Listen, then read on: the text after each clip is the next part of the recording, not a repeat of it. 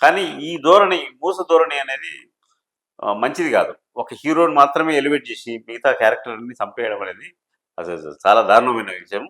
అది భవిష్యత్తులో అది ప్రమాదమే అది. వీళ్ళు తగ్గించుకొని, వీళ్ళు ఈ ధోరణి తగ్గించుకొని, అంటే మన కల్చర్, మన గతంలో మన తాత ముత్తాతలు ఎట్లుండేవాళ్ళు, వాళ్ళ జీవన శైలి ఎలా ఉండేది. అది కాక హీరోయిన్ అనేది చాలా ఇంపార్టెంట్ కదా! ప్రతి మగవాడి విజయం వెనక ఒక ఆడది ఆడది ఉంటది. ఉంటుంది ఈ అంటారు సినిమాల్లో ఉండదు. సినిమాల్లో. సినిమాల్లో ఒకటి ఉన్నదనుకో, ఆమె హీరోయిన్ ఓరియెంటెడ్ సినిమా అయితది. అవును. హీరో పడిపోతాడు. ఉమ్, అందుకని ఎవరిని ఎదగనియరు. ఉమ్, కేవలం ఇంకా పిచ్చి సినిమాలు కొన్ని సినిమాలు వచ్చినాయి ఈ మధ్య. వాడెవడో ఎక్కడ అమలాపురము, లేకుంటే ఒక మారుమూల ఊర్లో ఉంటాడు. వాళ్ళ అక్కకో, వాళ్ళ నాన్నకో, వాళ్ళ అమ్మకో ఏదో చిన్న ఇన్సిడెంట్ జరుగుతుంది.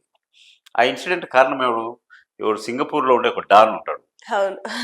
వీడు ఈ ఊరు నుంచి హైదరాబాదే చూసింటాడు వాడు. ఆ, ఇక్కడికి వచ్చి హైదరాబాద్‌కి వచ్చి వాడు ఎక్కడ ఉన్నాడో వాని ఆసుపాసులు కనుక్కొని వాని దగ్గరికి పోయి వాడిని కొట్టి తీసుకొని వస్తాడు. అవును. ఎంత పిచ్చి సినిమా చూడు. అంటే దీంట్లో మళ్ళీ హీరోయిన్ హెల్ప్ ఉండదు. అన్నదమ్ముల హెల్ప్ ఉండదు. జస్ట్ ఈ ట్రావెల్ లో హీరోయిన్ పరిచయం అవుతుంది, అంతే అంతే అంతవరకు కాసేపు ఎంటర్టైన్ చేస్తాడు, వెళ్ళిపోతాడు, పోయిన కొట్టి పిలుచుకొని వస్తాడు.